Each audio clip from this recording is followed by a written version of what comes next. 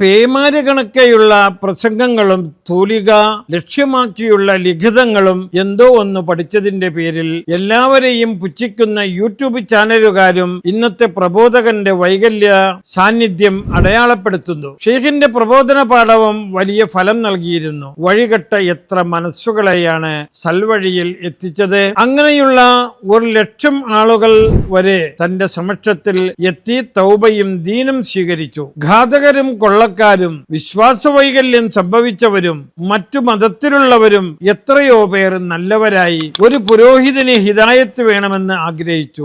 ഈസ നബിയെ സ്വപ്നം കണ്ടു. ഈ ഭൂമുഖത്ത് ജീവിച്ചിരിക്കുന്നവരിൽ ഏറ്റവും സമുന്നതൻ ബഗ്ദാദിൽ ഉണ്ടെന്നറിയിച്ചു. അങ്ങനെയാണ് ഞാൻ ഇവിടെ വന്ന് ഇസ്ലാം സ്വീകരിച്ചത്.